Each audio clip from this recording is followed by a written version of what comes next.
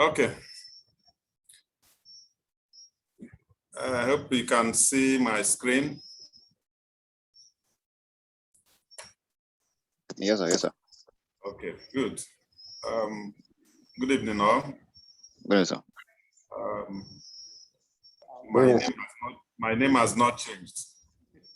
I am still Professor G. Abu, your facilitator in the course Physics 303, which is special relativity.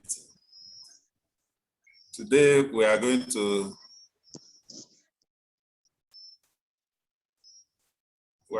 talk on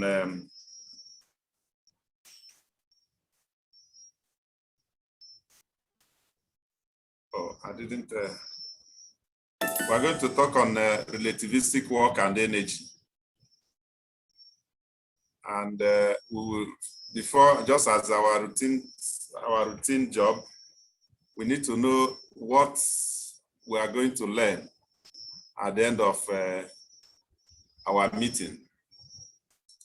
And so we come into learning objectives. The learning objective is just saying that at the end of this lecture, you who are participants and even those who are not participating, by the time they go through it, it is anticipated that before at the end of the lecture, one will be able to derive the equation of relativistic work and kinetic energy. You should as well be able to explain the concept of mass-energy relationship and carry out simple calculations involving the relativistic mass-energy conversion. You will as well derive the relationship between total energy, the relationship for total energy, momentum, and the rest energy of a particle. And lastly, you should be able to carry out momentum and energy transformation.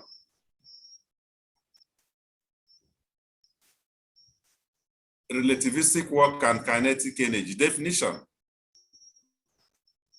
The way we define energy has not still changed.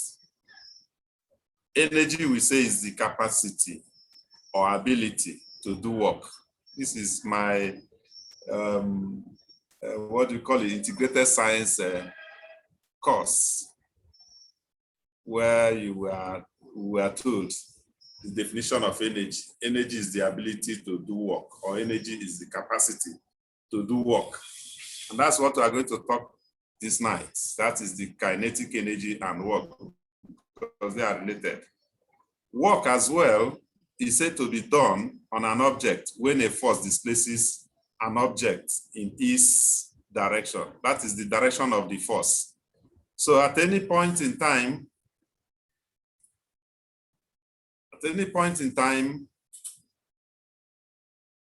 force acts on an object, and that object moves, no matter how small the distance it has moved or the displacement that has been produced as a result of that force. Then if the direction to which that object has moved is in the same direction as the force, then work is said to have been done. That is in physics. So, but first of all, we are going to use this definition of work to derive the relativistic work. Remember, the work we have been talking about is in mechanics, is just the one that involves velocity, whose velocity is not just ordinary velocity, not up to that of the speed of light. But we are now talking about the one that is very close to the speed of light. So derivation of the relativistic work. If you consider an element of work, that's just small work done, dW, on a particle, when a force F moves it through an element of displacement ds. This definition or expression is just given by this mathematical expression, dW equal to F dot ds equal to F ds. Now you can see the dot here is a scalar product. So we move on. In the relativistic range, the force is given us. Remember that Newton's second law says that F is equal to dP over dt. And in our last lecture, we derived the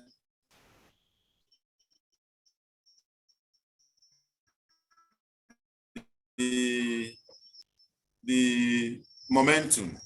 So, can't see your slide though.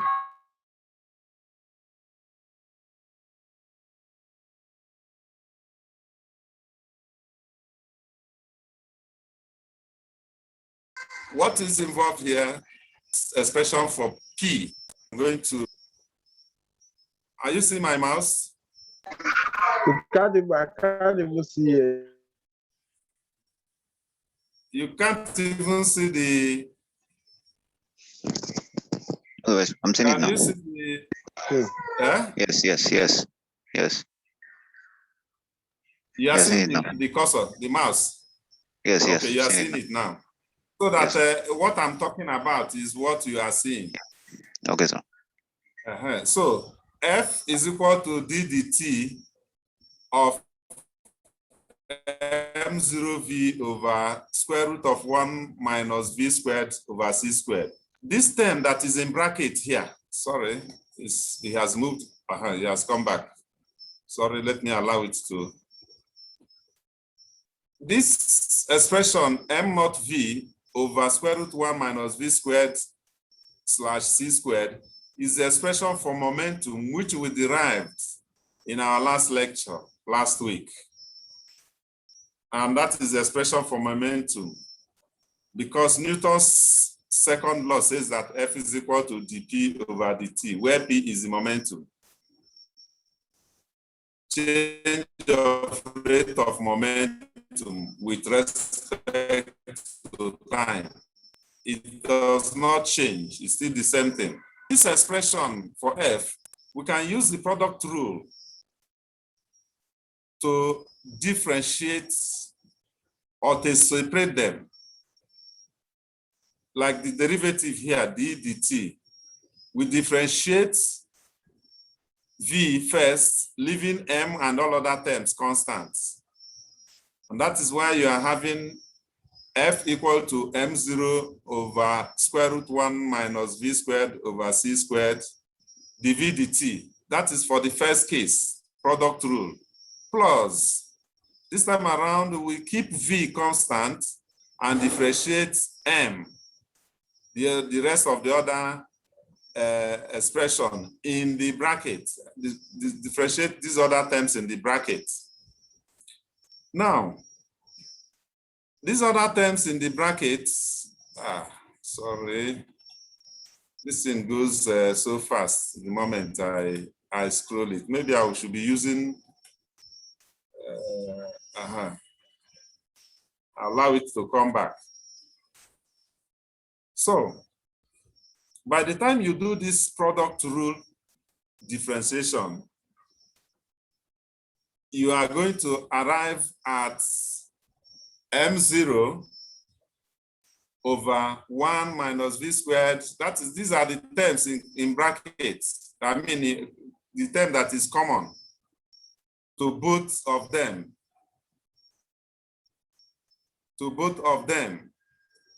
And that is factored out. I don't know if you are getting confused. Can I just express it in terms of on the board? So this factor, let me go back to that term here. You can see that this is the LCM for both of them, for both this denominator.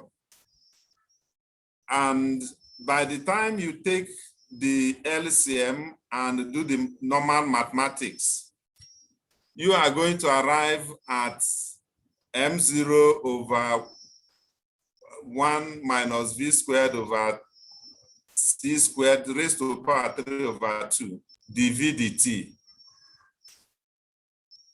if we now, because remember that this is the force, this is the final expression for the force. Remember that our work done is equal to F times ds.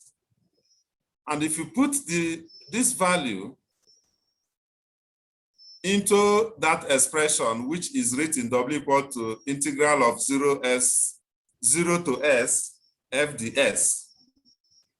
That is the integral. Why it is the integral? We want to know the total work done from our initial expression for work done. The W equal to F ds.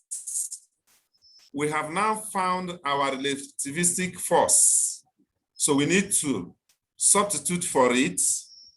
And then to remove this change in W, we have to integrate to get the total work done. That is how the integration came in, and is from 0 to S. That is displacement. Now, if that is done, you can see that within the expression, we have some terms that allows us to now use chain rule of integration, chain rule of integration. If you go to integration, you have a chain rule, one of the types of integration. We use the chain rule. Okay, no, we have not even reached to that, but we just use the chain rule for differentiation to get to this V dV, because the last term here is the V dt ds. Chain rule is for differentiation. dV dt ds. And here, what we did here was to just multiply the numerator by ds and multiply the denominator by ds. dV ds still remains, but the s dt, that is displacement with respect to time, is velocity. That's why you have v dv ds, but these two ds cancels, and you have v dv. You substitute it back. You are now changing your pattern from s to v, which is velocity. So the work done is equal to 0 back your value for the expression which you had earlier. Now, that is where you are going now to integrate by parts. Integration by parts, there's integration by parts because here you have v dv. Look at this last expression for W. W equal to integral from 0 to V m0v over 1 minus v squared slash c squared raised to power 3 over 2 dv. For us to come out of this integral, you are going to make use of integration by parts. Please, for you to get to know about this more, just revisit your mathematics, your integration by parts, and do the integration yourself for you to understand it.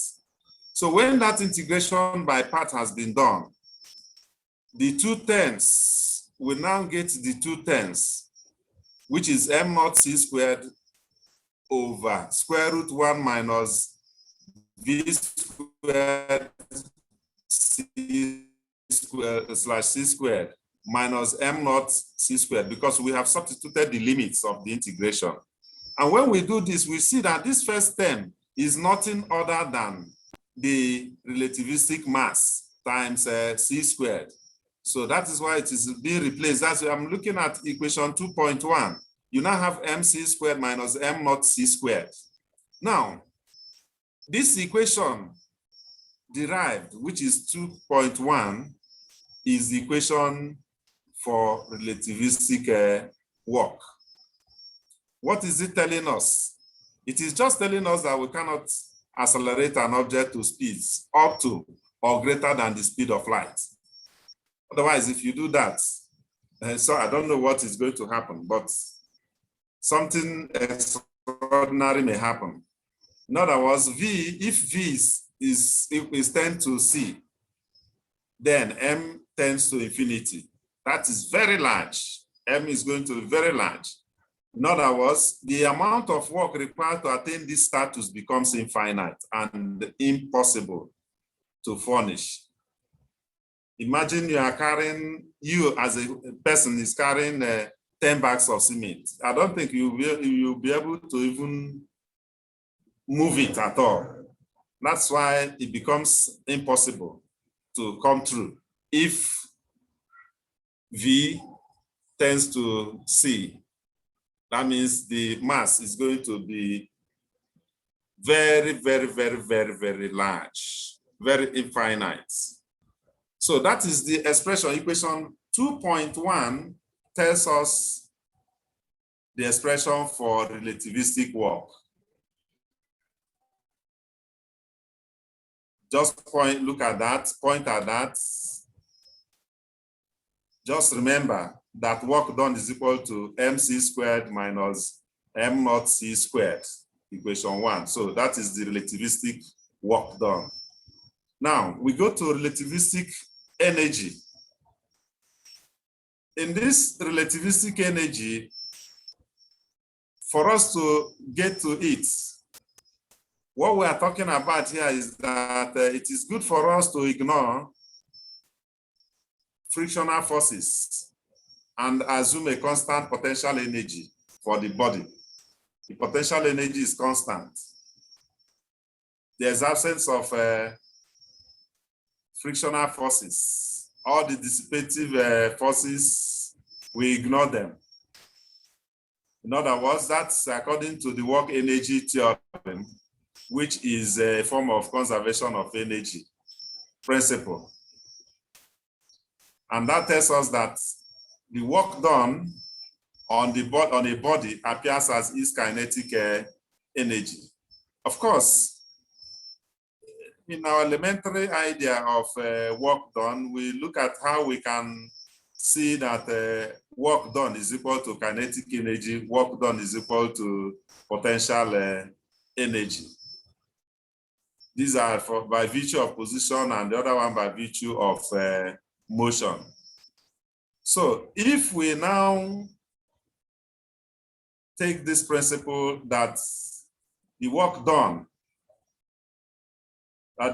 is a form of conservation of energy, then we can write the kinetic energy in terms of the work done. That means T is equal to mc squared minus m naught c squared. This is equation 2.2.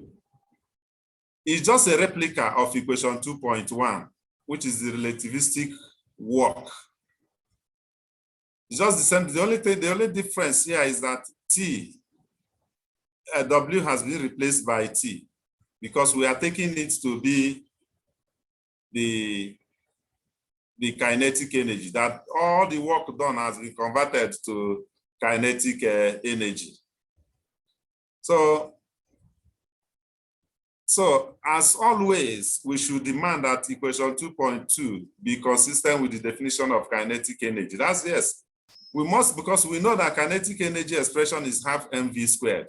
So we must agree that this expression is consistent with that half mv squared. And that is what we are going to show now. So if we now look at the expression for that gamma, that is the Lorentz factor inside the mass. Inside the mass, that is the mass going into relativistic mass. We see that we can use, what do you call it? Binomial expansion or series expansion is to be in general. You see that 1 over square root of 1 minus x is equal to, remember, When I told you in one of our expressions that you have 1 minus or 1 plus x,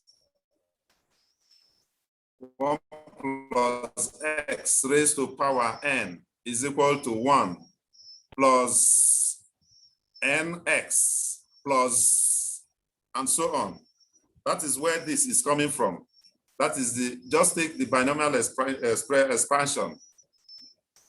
So if you do it that way, we ignore the first, we just take the first 2 terms, 1 plus half x, and ignore the rest because this x is very small.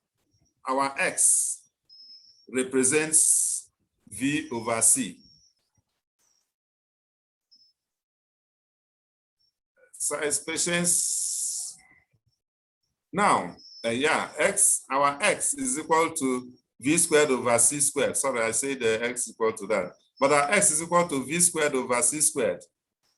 Our relativistic mass formula could be approximated as this. That means if you take the approximation 1 minus x raised to power minus 1, we have that if you take that expansion, the first 2 terms, which is 1 plus half x, 1 plus half x, and come back to this and substitute, it is going to be approximately this term. And if you factor out, we observe that by factoring out, we have m equal to m naught plus half m naught v over c squared.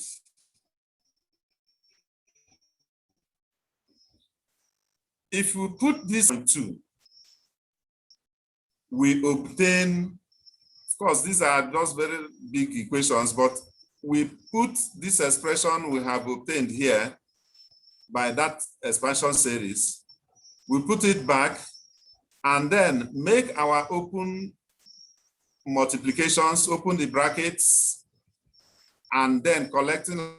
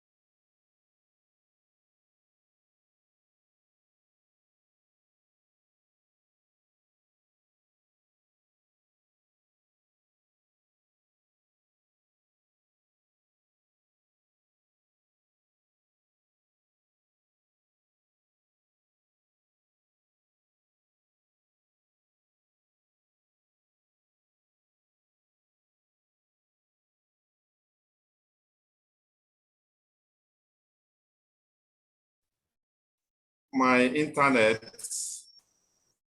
is showing me some,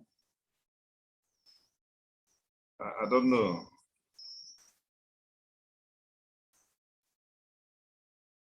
Okay, this is where we stopped.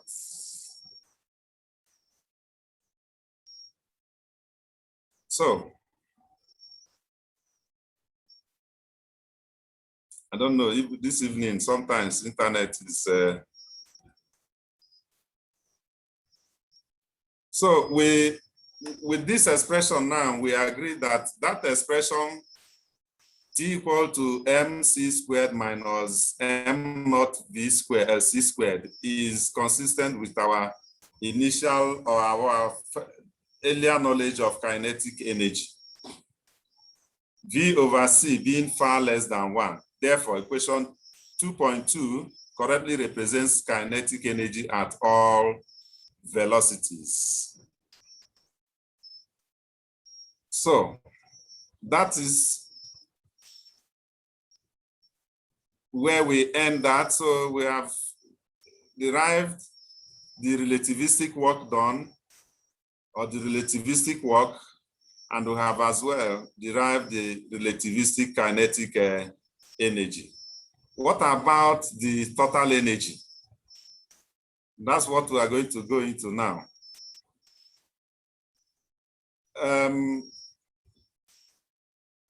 If, I don't know where this one is coming from. Yeah. Mass energy equivalence. Let's talk about mass energy equivalence for now. Mass energy equivalence. So if you write out equation 2.2 in the form, this is our original equation 2.2. And instead of writing m, we know the relativistic mass to be m0 over square root 1 minus v squared c squared. Then you complete it minus m0 c squared. So if you look at this, you now see that the kinetic energy is a function of velocity. Of course, right from the beginning, we know that kinetic energy is a function of velocity because velocity is there. So, but we know that kinetic energy is also an energy. That is, since T is energy, since T is energy, the other two terms on the right-hand side of the equation are also energy terms. So we cannot say what is on the left is what is on the right. But here, since we have assumed that what is on the left is energy, and it says that what is on the right also is energy. And we have also seen that the kinetic energy is a function of velocity. Then we see that TV is equal to EV minus E0. That is the rest energy. Or we make E the subject of the formula, EV equal to TV plus E0. And that we call equation 2.3. These are in your course material. So we know that EV is just the energy, which is m0 c squared over square root 1 minus v squared c squared. And that is mc squared. And E0 is the rest energy, which is m0.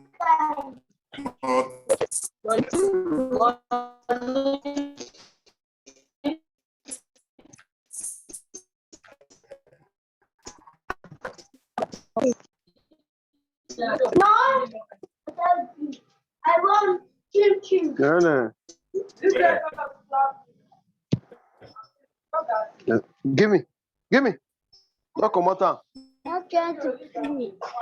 I will slap you, eh? Yes, yes.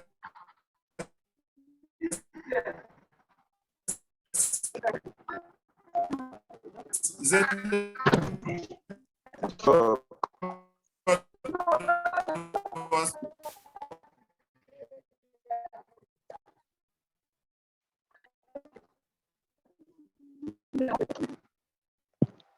This one, you're the money. I know what is the cave.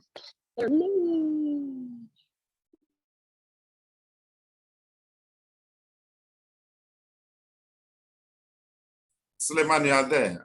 I can see you just now. So,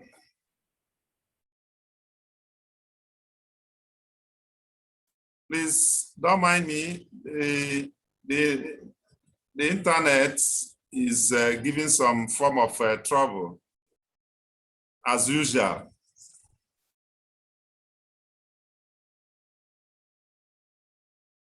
So, we move on.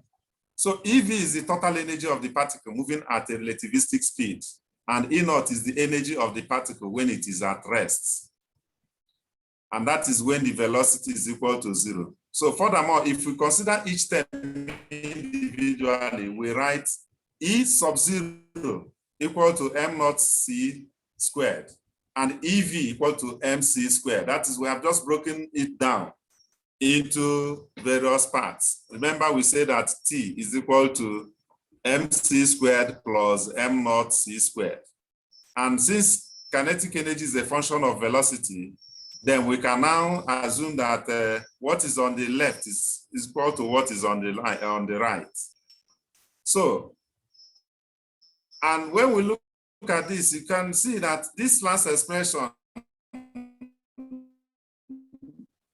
2.4, I mean equation 2.4 and equation 2.5, look especially instance mass energy equation, which is what that gave Newton his name, a lot more. He won so many prizes for coming up with this expression. So it is now clear, it is clear from these equations that mass and energy are related by factor c squared. Mass and energy are related by this factor c squared and are equivalent. So can you now see what we have done? We have derived mass energy equivalence. We have seen what how mass and energy are related. We had already derived the relativistic energy and the relativistic work. So by this expression, it implies that the principle of conservation of mass or energy no longer makes sense as the conservation of mass energy does. So this is obvious. This is quite obvious. But what we have here, conservation of mass energy, the principle is there already. So by this derivation, we are still pushing further. We are still pushing further to know the change energy. So by looking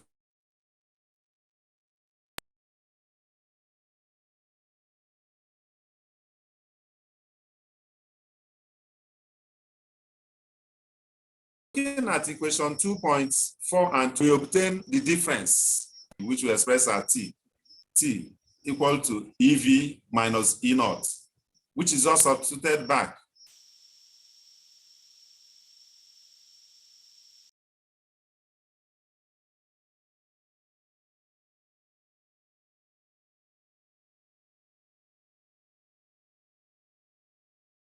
EV minus E naught, that means the next. The other one, minus M naught, is just like when you say Y2 minus Y1, that is change in M. So where change in M, of course, has been defined, M minus M naught, and we labeled the equation 2.6. We're going to make use of this, all these things, by when we'll be talking about examples. So equation 2.6 states that a change in energy leads to a corresponding change in mass. More generally, it says that when mass is destroyed, it appears as energy. And also, if energy disappears, it emerges as mass. This is what makes sense in the atomic world, in the nuclear world. So we are not going to talk about that. But if you look at your course material, you are going to see that. So it's a very good notation. So let me go back. So we are still in the derivation of the relativistic energy. So if the particle has potential energy V, this time around we are bringing in a new term. We could write a more general equation of the form mc squared equal to T plus V plus M naught C squared, which is equation 2.7.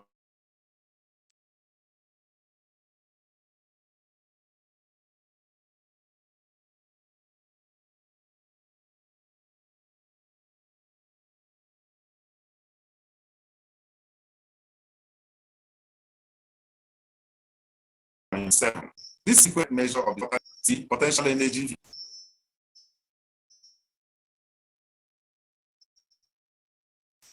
M naught C squared. Internet, please rest. We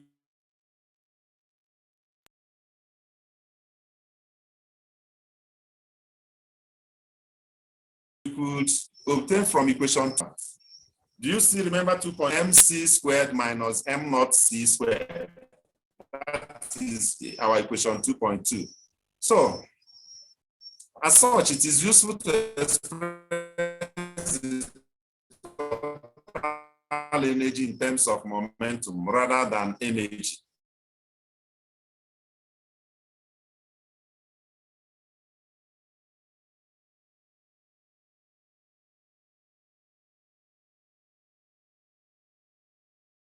Let us recall that the divided by square root of heights, naught squared over 1 minus v squared over c squared. If you cross multiply,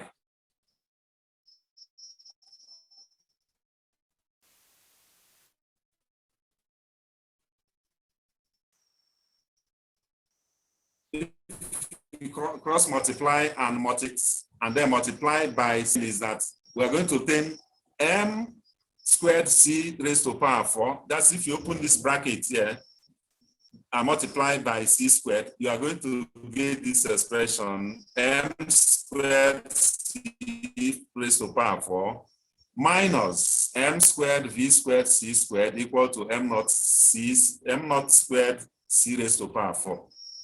Now, but because we have already known the expression for energy, we can use the fact that energy E equal to mc squared, E naught equal to m naught c squared, and P we know from the beginning, which is momentum, is equal to mass times velocity. This upper equation can now be written in terms of all these substitutions. And when we do the substitution, we have E squared equal to PC squared plus E naught squared, and is labeled equation 2.8. Equation 2.8 is the relationship between momentum and the energy of a particle. Take note of that. It is the relationship between momentum and energy. It explains why in relativistic theory we must replace the conservation of total energy. So we can then state that as viewed from a specified frame of reference, the total relativistic energy of an isolated system remains constant. It's obvious. That's in terms of conservation of energy for an isolated system. That is when we even talk about energy can be created or destroyed, but can be changed from one form to another. It has never changed. That definition still remains. So, by this, we want to go into the transformation of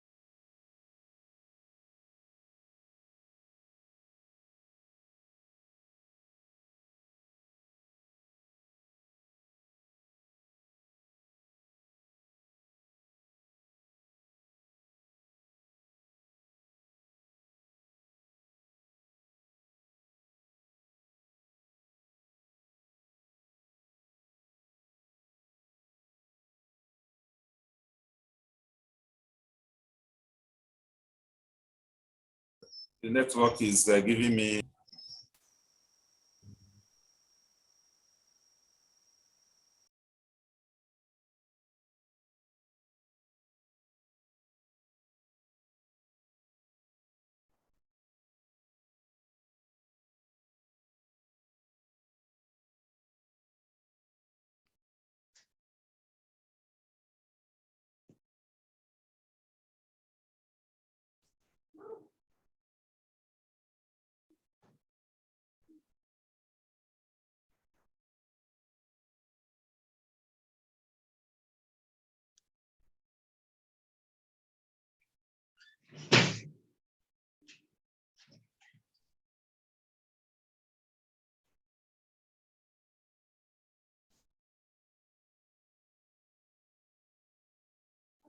happening.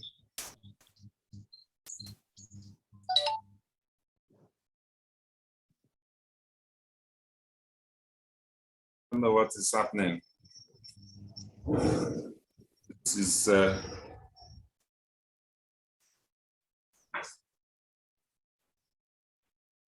doesn't want us to, but I will continue. It's connected now. It's connected now. So we are now seeing two observers in an inertial frame of reference, S and S prime. And they are in relative motion along x-axis. You should remember Lorentz transformation. For observer O, the components of the momentum and relativistic energy of a particle at rest with velocity along the positive axis, positive x-axis, are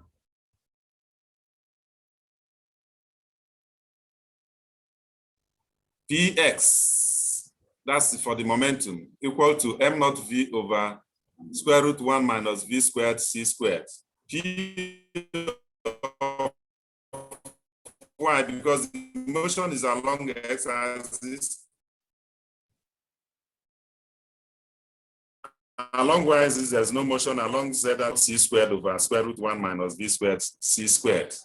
So with this in mind, you see that observer O prime in his own frame of reference assigns to this particle the components of momentum and relativistic energy as well. And his own is Px prime equal to m naught v prime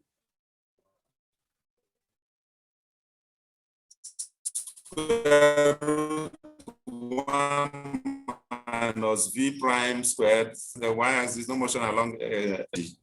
There is E prime equal to m naught c squared over square root 1 minus v prime squared c squared, where v prime is the velocity of the particle along the positive x-axis as measured by this observer. That is the observer in the S prime frame. Notice that O prime assigns to the particle the same rest mass m naught. Why? Why did he do that?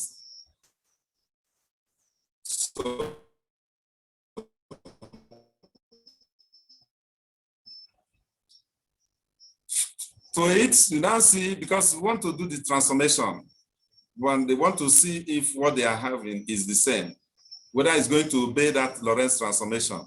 So we have to find the prime quantities in terms of the unprimed ones. And we have to, first of all, transform the velocity terms. That is, we must evaluate the quantities. So the quantities, these two quantities, that is the one for the prime and the one for the unprimed. In terms of V, using the velocity transformation equation, we recall our velocity transformation equation. I will leave this for you to go through. It does not, it didn't change, it's the same thing. We just recalled this expression, V prime equal to V minus V over 1 minus V over C squared V.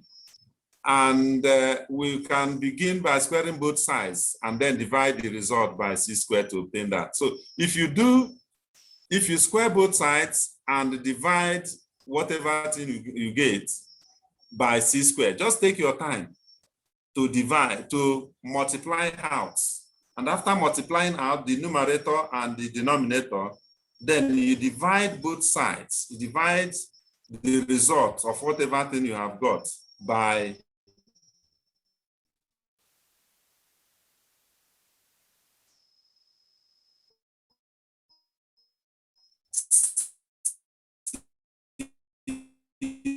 squared. And when you divide, still remains, and what is on the manipulation here, that minus the term on the left, 1 minus the term on the right.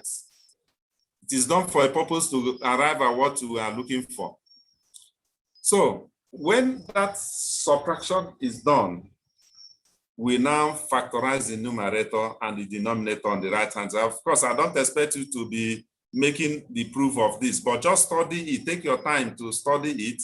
You will see that both of them, there's a well-transformed momentum and energy as seen by the two observers. So we can now take the reciprocal and then square root of both sides. We have opened up the bracket, multiplied out, divided the result by c squared, and then each term on the left, we subtract it from 1. The term on the right, we subtract the whole thing from 1. And here, when we now get the result, what we do is to factorize the numerator and factorize also the denominator. And then take a reciprocal. It's just like if you have factorized and get x is equal to y, our reciprocal is going to be 1 over x equal to 1 over y. To get this expression here, they are too big to. So we only need to multiply both sides of 2.9. Okay, we called it 2.9 by m naught c squared in order to obtain our relativistic energy equation as assigned by observer O prime. Doing just that, we obtain. It's a long mathematics, but if you take care, you should understand it. Please, I'm interested in it for you to understand it. While just get a clean sheet of paper and follow it bit by bit. Anywhere you are stuck, just let me know. I'll put you clear. I'll put you through wherever you are being stuck. It's just good for us to understand what it is talking about. So at the end of it, what you are going to arrive at will be the energy, the transformed energy, where E prime from the observer O prime is equal to E from observer O, or S prime, minus V P of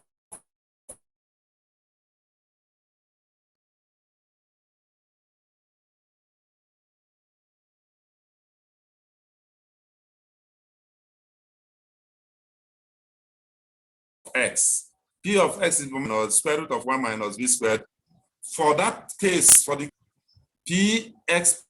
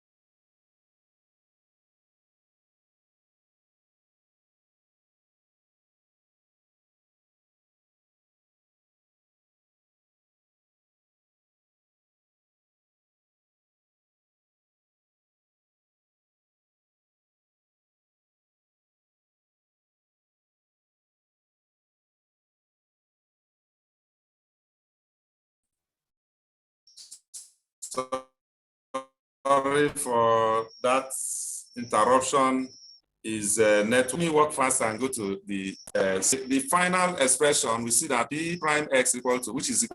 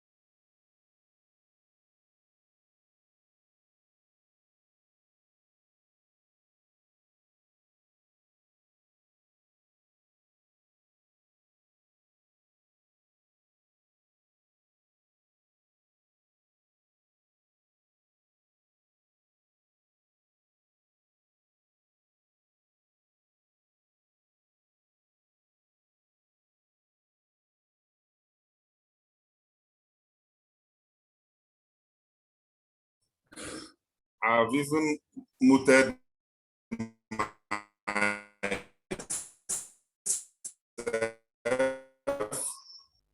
so I'm interested in solving some examples. I'm interested in solving some examples so that you see me how I'm going to apply this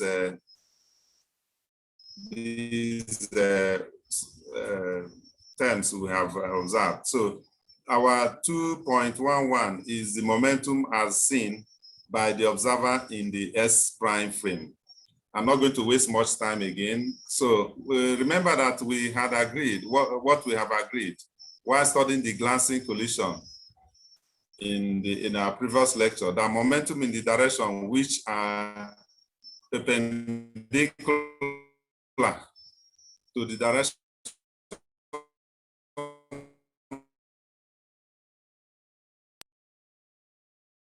of motion is not changed for the relativistic energy and the components of the momentum together to obtain the following set of equations.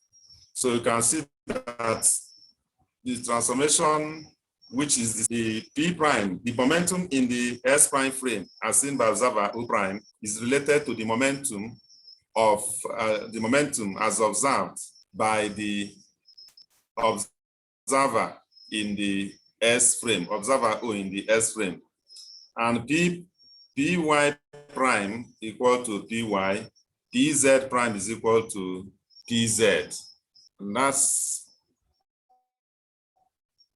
I don't know whether it is moving. Yeah. So the energy in the prime frame is related to the energy in the unprimed frame by this expression. So if we examine the equations 2.12,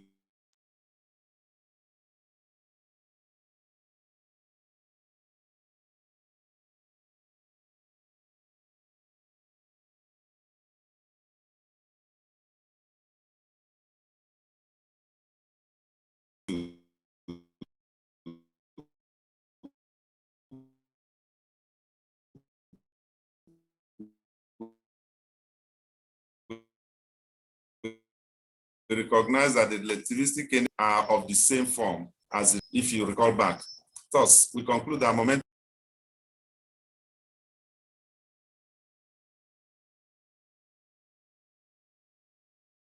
network is our big enemy now. So let me get into the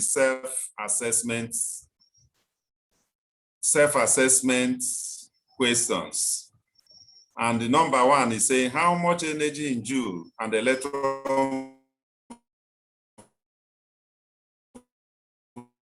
volt is required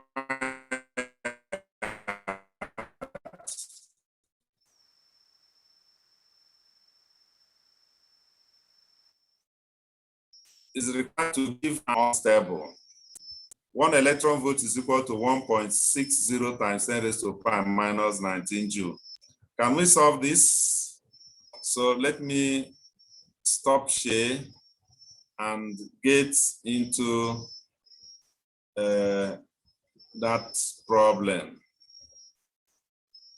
At least let me solve one or two for you to understand how to apply this. So the question says how much energy in joule and electron volt is required to give an electron a speed of 0.9 C starting from rests.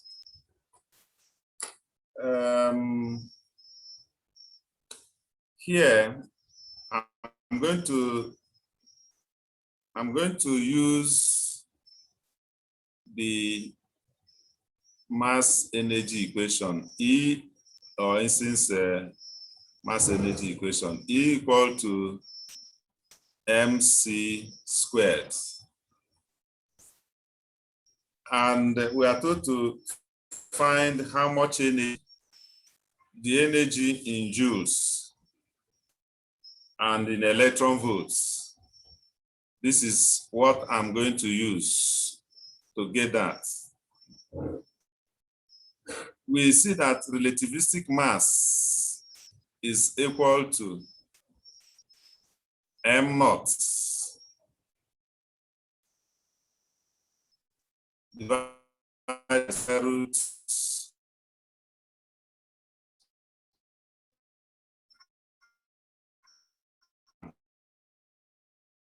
minus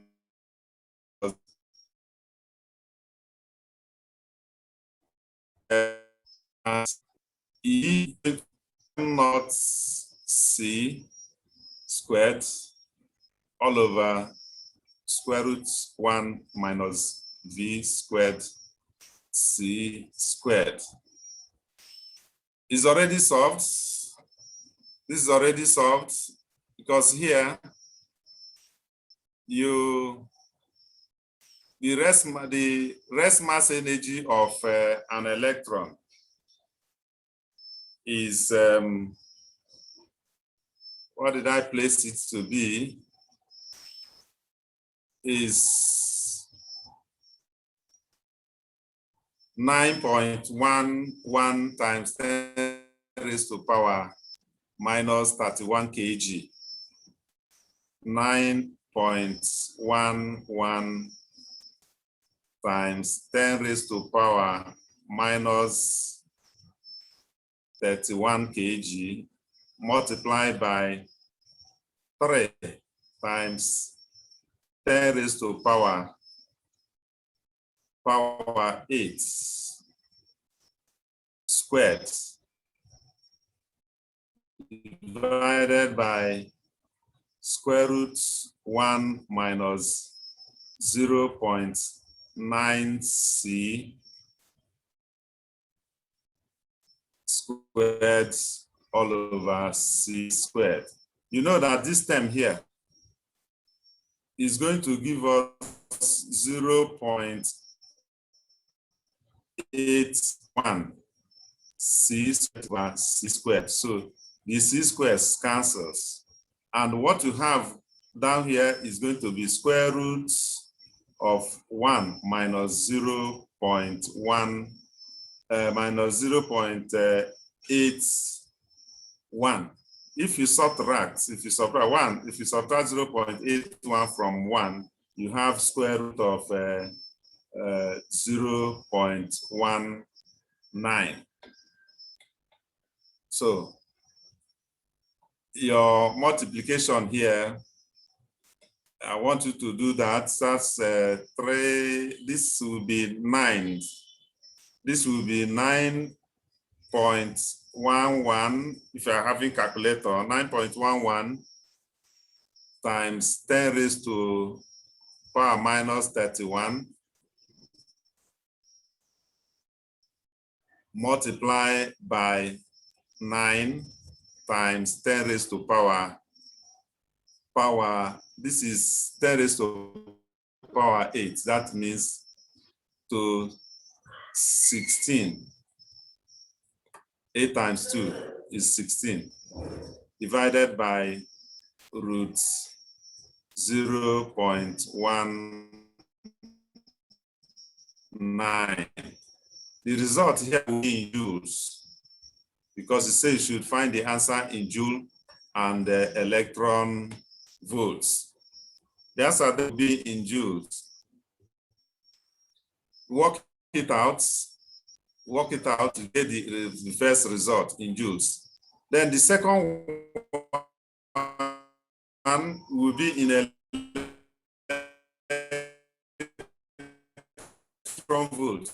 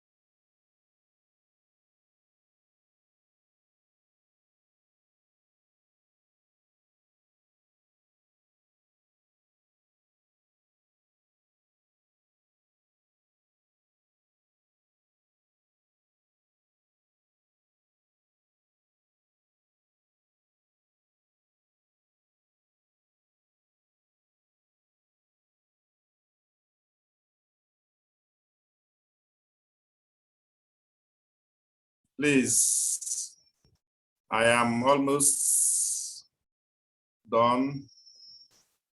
So that this, the second question is, what is the change in the mass? The second question says, what is the change in the in mass of copper when the mass of 1 gram from 0 to 100 is when the temperature, when the mass of 1 gram changes from 0 to 100 degrees centigrade, that's when the temperature of 1 gram changes from 0 degrees to 100 degrees centigrade. The specific heat capacity of copper is given as 0.40 joule per gram. Is it per gram? Okay, per gram. This per gram per Kelvin. Per gram per Kelvin. So how do we solve this problem? For us to solve this problem, we know that the relationship between energy and mass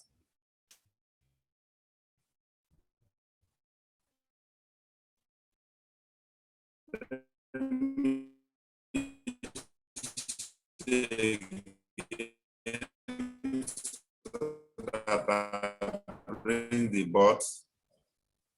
The relationship between energy and mass is equal to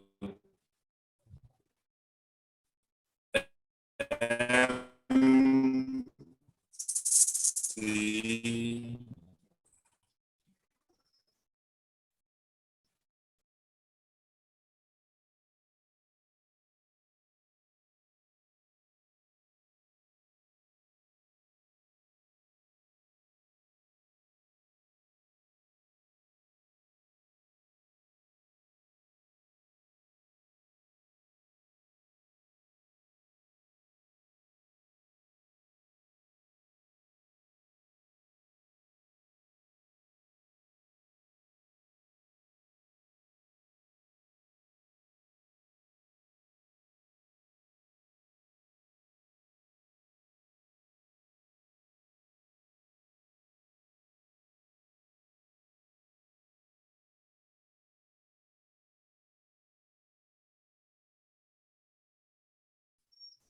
I'm not happy as well, since this problem is reoccurring. It's reoccurring. So, just as I was saying, E is equal to, look at your course material, you see the question I'm talking about, SAQ number 2. E is equal to MC squared, and heat energy is equal to MC change in temperature. The mass is given as 1 gram, specific heat capacity is given as 0.4 gram joule per gram per Kelvin, and temperature is given as 100. What are we told to find? The change in mass. So this other term has been taken care of by, if you multiply the whole of this term. And what is here is the mass. We want to know the mass here, this other mass here, and we know the value of C to be equal to 3 times 10 raised to power 8. So what is going to be is that this mass is going to be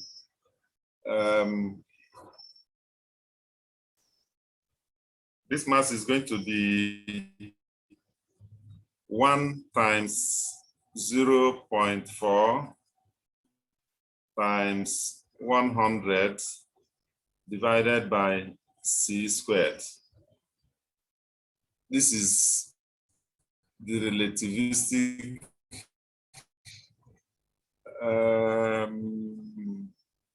Okay, this is just the mass we are talking about.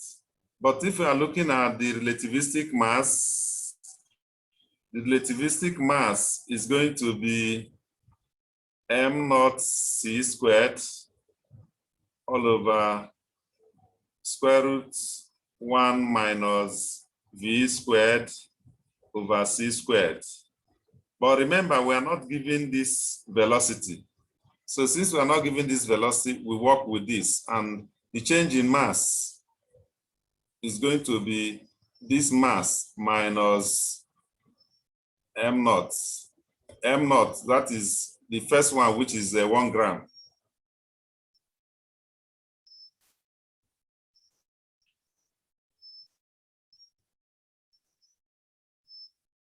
So the change in mass, if you look at the mass in the mass of copper, well, I don't have the material to locate the mass of copper here, but if you get the mass of copper, the change in mass will be the mass of copper, and the mass obtained by this when the temperature changes from 0 to 100 degrees centigrade. And if you do your subtraction, whatever subtraction you get will become, I didn't work it to the end. I just stopped halfway. In fact, what I did was just to cushion out this expression, and then I'm making a completion of it here. That will be, remember, you are working with relativity so that you will get what you are looking for. Now, the next question says, number 3, find, let me unshare and show you the question. Show you the question again. Number 3. Number 3 says, find the kinetic energy of an electron moving at V equal to 1.0 times 10 raised to the power minus 4c. B says V equal to, that's the kinetic energy of the electron moving at V equal to 0.99c. How do you get that? Remember our expression for kinetic energy. Expression for kinetic energy, let me unshare and share again so that you see what I'm talking about. I want to clear this. So we have that we use our expression for kinetic energy is equation 2.2, which is T equal to mc squared minus m0 c squared. That's the equation for kinetic energy. What we are told is to find the kinetic energy of an electron. We know the mass of an electron. The mass of an electron, which here, what we are going to do here is that we change this to relativistic mass, which is going to be m0 c squared all over square root 1 minus v squared over c squared minus m0 c squared. So mass of an electron, I think I've told you that is 9.11 times 10 raised to, I want you to complete, I will just give you guideline on this and you complete. 9.11 times 10 raised to power minus 31 kg. You substitute it here, and what is the velocity given to us? The first velocity for question A, the first velocity for question A is going to be 1.0 times 10 raised to power minus 4, power minus 4c. So this v here is the velocity here. So you look at this term here, you work it out. bring it here, you have square root 1 minus 1.0 times 10 raised to power minus 4, 10 raised to power minus 4 square divided by c square. Okay, power minus 4c. C is somewhere here. So if you do it that way, what we're going to have will be square root 1 minus 1 times 1.0 times 10 raised to power minus 8. 10 raised to power minus 8 times c squared over c squared. This c squares goes away, and what you are left for in battling is you use your calculator to find 1 minus 1.0 times 10 raised to power minus 8. If you get the subtraction, you take the square root of it. And by the time you take the square root of it, what will be left will be mass of, which is, if I take this, that should be 9.1 times 9.11 times 10 raised to power minus 31 times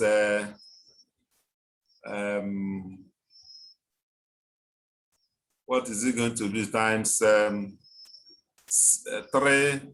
times 10 raised to power 8 squared. You know, this is the common term in the numerator. That will be 1 divided by the square root of what you have obtained here.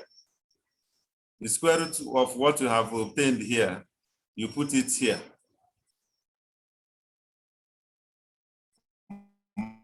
Minus 1.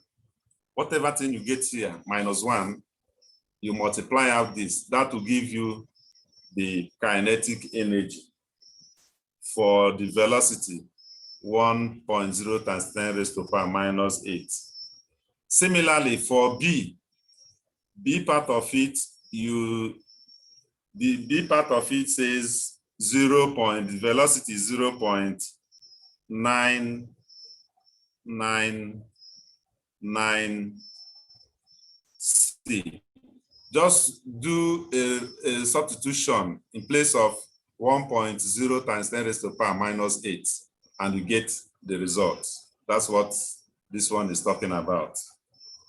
So the next one, I think I should leave it for you to solve, but let me give you a clue to that. Question number 4 says, calculate the momentum. Let me unshare and share so that you see what I'm talking about. Question number 4 says, calculate the momentum of a proton whose kinetic energy is 200 mega electron volts. Mega 10 raised to power 6 electron volts, and 1 electron volt is 1.67 times 10 raised to power minus 27. Okay, this is mass of proton. That is power minus 27 kilogram. And 1 electron volt is 1.6. I think there's a place I wrote it somewhere here. Yeah. 1 electron volt is equal to 1.60 times 10 raised to power minus 19 joule. That's, you convert them into all of them to be to the standard units we are making use of. But what is the equation we are going to make use of in equation 4? Let me just guide you and show you the appropriate equation you are going to use. The appropriate equation you are going to use is going to be, because you see that E is equal to, okay, we have E is equal to MC squared. So if you do it that way, you see that E is equal to MC times C, which is E equal to P times C, because MC is momentum, that is P. But the question says we should find the momentum. So the momentum P is equal to E all over C. The E is already given to us, the energy, number 4, yeah, the energy is given to us as 200 mega electron volts. You change this, mega is 10 raised to power 6, and 1 electron volt, 1 EV, of course, I've written that. 1 electron volt is equal to 1.6 times 10 raised to power minus 19 joule. You multiply out that, divided by C, which is 3 times 10 raised to power 8. That will give you the momentum of the particle, because the mass of the proton is not even needed. Then lastly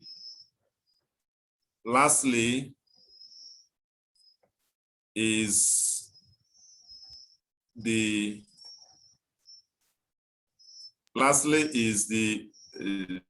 to calculate the amount of energy required to accelerate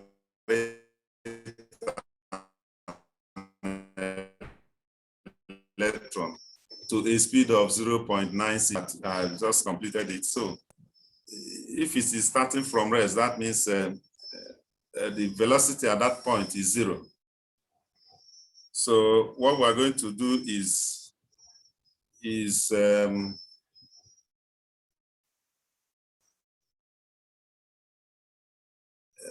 let me share. We get back to this. So what we're going to do is now E, because we are told to find the amount of energy required. E is equal to m0 C squared all over 1 minus V squared over C squared. It's just like question number 1, all square roots. Because he said that if it is starting from rest, energy is a function of velocity. So if it is starting from rest, you can now see that E, velocity is 0 here. And that means that will be 0. That means if it is starting from 0, our velocity is equal to 0. Remember that energy from the kinetic energy. You remember when we said that T is equal to, the total energy is equal to EV minus E naught. So where this is the kinetic energy. But because if the kinetic energy is that, remember we said T equals m0 C squared. But kinetic energy is a function of velocity. And so if it is a function of velocity, that means, and that was when we said we subject this, we must agree that this kinetic energy must be in relation with our usual expression for kinetic energy, half mv squared. So if this velocity is 0, if velocity is 0, then the whole time here, kinetic energy coming here will be 0. And the energy that is left is this. So that energy is what you have defined as this. The mass of electron is 1.67. I think I have made mention of that. Oh, no, mass of an electron is 9.11 times 10 raised to power minus 31 kilogram. That is ME, but it is the rest mass we are taking. And C, which you know, C is 3 times 10 raised to power 8 And the velocity involved here is the only thing given to us is equal to 0.9c, which if you substitute here, c squared here, c squared here will go out. And what you have here will be 1 minus 0.81, because if you square 0.9, it's going to give you 0.81. 1 minus 0.81 will give you 0.19. And then you find the square root of 0.19. This is where you do that. So I've taken time to give you a guide, or even if not solving the self-assessment questions, which you are required to do from number 1 to number 5. And furthermore, if there are some questions that are coming from other parts, which is regarded as an assignment, I have finished this. Well, this is summary and conclusion. So tutor marked assignments, the answers are there. And I want you to do that as an assignment. Do that as an assignment. You have not submitted any assignment to me, but I want you to include this as part of the assignment. I think every section or topic we treat, I have some questions, some exercises. So this one, I want you to follow what I have done here and then use that method, the technique I used there to solve this number 1, number 2, number 3, number 4, and make your submission through the email. Make your submission through the email. You can type it in words and send to me. I need to mark it and see if you are really getting to know what we have been doing all this while. It's a must. You must do this one. So before next week, let me have a return of the answers. So the conclusions are already there, which is there are something you can do, which that's summary. As observed from a given reference frame, the total relativistic energy of an isolated system remains constant. That's conservation of energy. A change in energy leads to a corresponding change in mass, of course, by instance energy mass relation. And total relativistic energy is the sum of the kinetic energy and the rest energy, which is the last one we just treated now. The momentum and the energy transform exactly as the space-time quantities, x, y, z, and t, which is just the Lorentz transformation.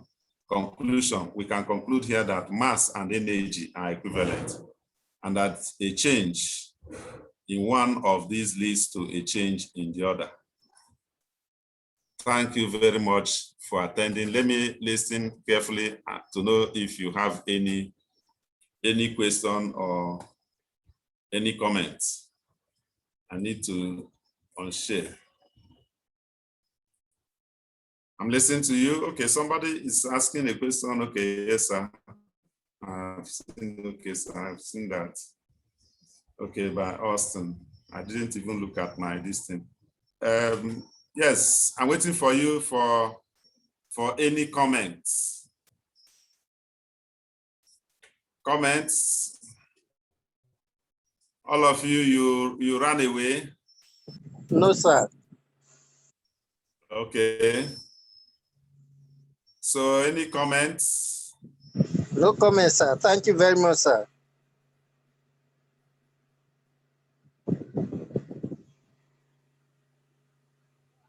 Okay. Disrupt our flow. It is coming back again, but I feel we have subdued it. We have come to the end of today's lecture. All right, sir. Okay. Thank you, sir. Thank you very much, sir.